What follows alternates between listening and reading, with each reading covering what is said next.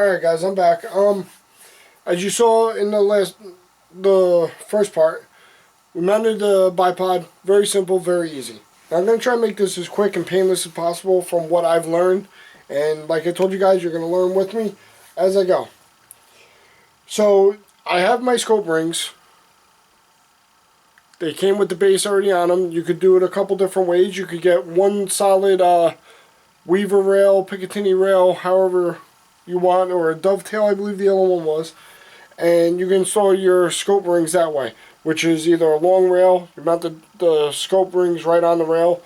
I didn't want a big rail. I wanted to keep it as little parts as possible, less to fuck up, guys, so to be all honest with you. So the company I got here, which had pretty good reviews that I read, were Tallies, or Tally, and we're gonna give it a shot. What the hell, you know? It's my first, besides my Mosin I got, this is my first bolt action rifle, and the first one that I'm really putting a decent scope on and going for it. So, with that being said, let's jump right into this, guys. Can't learn unless you try it, right? So, in order to mount them, I had to take the 4 screws out, which I'm gonna say really, by definition, they are screws because they're threaded, but they're very, very small. I would call them more of a thread protector than a screw. I mean, it's just to protect the threads until something's put in there. These are the screws that are going to mount the scope rings on. Here's the rear scope ring with the base. Has a very, very slight concave to it. And that goes on the back here. And you really can't mess them up because the rear one only goes on one way. This is the way it'll go on. If you turn it around, just to show you, if you turn it around and you line the bolts up, I'm hanging over the edge by the bolt. I don't want that. As you can see, it's going to hit. So can't do it. And the firearm is unloaded. So this one's going to mount this way. Alright? The front one here actually has a deep concave, and that'll go over the receiver here. As you can tell, the rear is more flat, a slight concave to it, nothing too major, and the front one sits like so. But the difference with the front one here is you could actually reverse this one. I've actually read up on it. You can actually reverse that one, and it all depends on the scope that you're getting, how long the center tube is, however you want to do it. And now, from what I've read and what I've seen online, you want to have this thing mounted as far back as possible, meaning the scope rings all the way forward, the scope back, because when you take your shot, the rifle's going to want to go back, your scope's going to want to stay there. So what's going to happen is the rifle's going to jump back. And if you have your sights here, the scope's gonna go like that. It's gonna scratch everything all up. So by me doing it like that, no good. So the way I'm gonna mount it, and please, people, somebody correct me if I'm wrong, if I got that information wrong, but sure as hell made sense to me. I'm gonna put it like that. Alright, and this front ring is gonna be as close to this bevel, and the rear ring is going to be close to this. May not be touching it, and according to the direction on this, it almost guarantees me no gap between the scope rings. So there's basically no chance of it going back and forth, which is what I want. So what I have here, the scope rings actually come with an Allen wrench.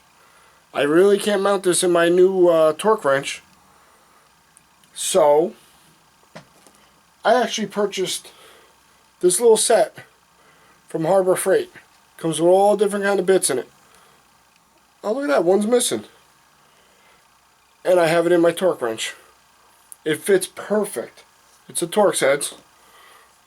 Let's see if we can focus in on that. Some people call it the Star. It's actually a Torx head. And the reason there's a hole in the center is because they came out with a Torx head that has a little a Torx head screw that actually has a little nub in the middle of it. It's called a tamper-proof Torx, and that's what this bit is. It's a tamper-proof Torx head, and that's going to fit the new ones. And that kit, I think, cost me less than $5 for all those bits at Harbor Freight. Alright, so, excuse me. So what I'm going to do, I'm going to put Loctite, the removable kind, the blue, on each one of these bolts. I'm going to get them all started, and then I'm going to torque them down. And I'll be right back, guys, to show you how my new torque wrench works. Be right back, guys. Alright, guys, so I'm back. I tightened these up as much as I could by hand, and the way I started it is I dropped the screw in. I don't have a wrench, I just have the little bit in my fingers because the threads are so fine I don't want to strip them out. And I just tighten them up by hand until they stop. Alright? And the way I use this is done in inch pounds. According to the chart that I have for scope rings, they want 18 to 20 inch pounds. So in order to set this, let me focus in here. You can see that red line is on, I put it on 20 inch pounds. And the way you do that is you pull this out and you turn the knob, and that center part's going to go up and down, and you just stop, lock it back in, because it can get stuck open. You just turn it a little bit and it locks in. Let's verify that we're still on 20. There you go, we're still on 20. So now I'm going to put it in. I'm going to turn it until I hear a click.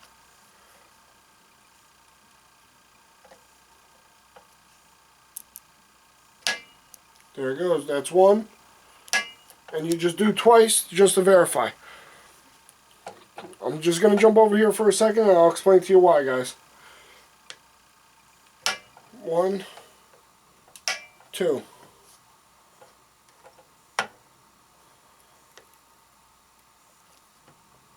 One, two. Now this one here, this second screw on this front sight block, my bit, I'm not sure if it's long enough. It actually hits the top here.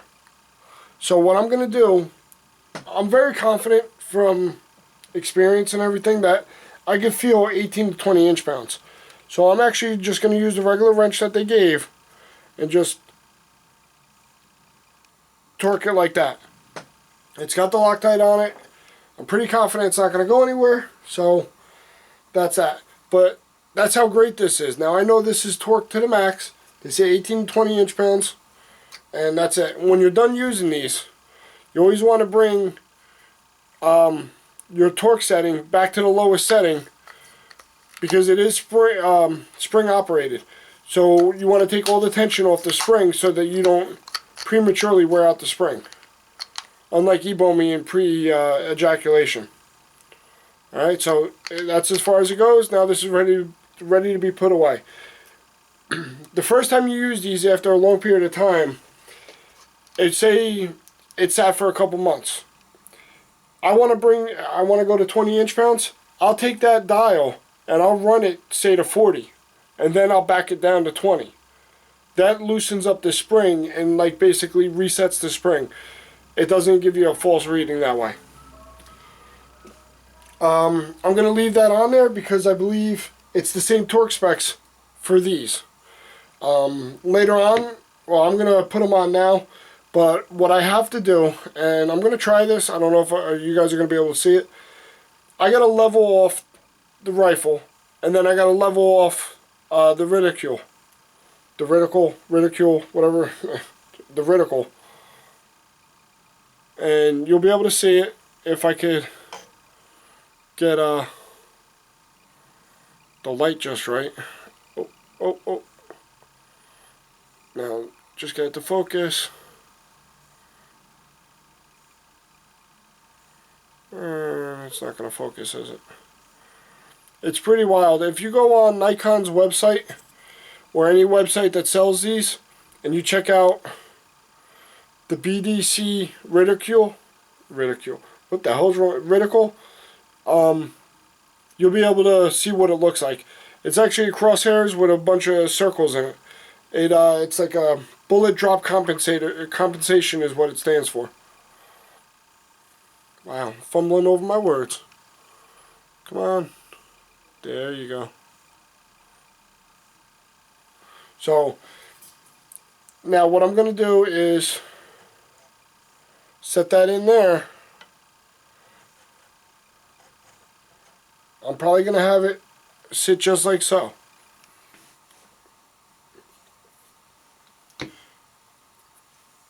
Where are my caps here? Here they are. I'm going to put 1, 2 on there. And basically I'm going to do the same thing I did for the first one.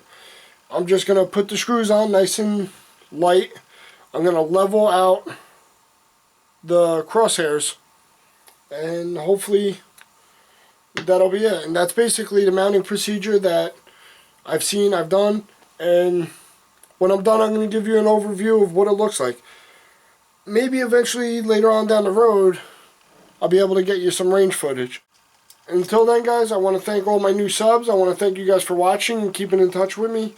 And basically, that's it. I hope you guys enjoyed. And one day, you could do it yourselves. Alright, guys, thanks. Take it easy. Alright, guys, here's the finished product. Don't mind the mess in the back, guys. I just kind of pushed everything off to the side. But here's the Remington 700 with the Nikkon scope, BDC reticle, and the brand new bipod. Can't wait to get out and shoot this thing now. Zero this bitch in. Thanks, guys.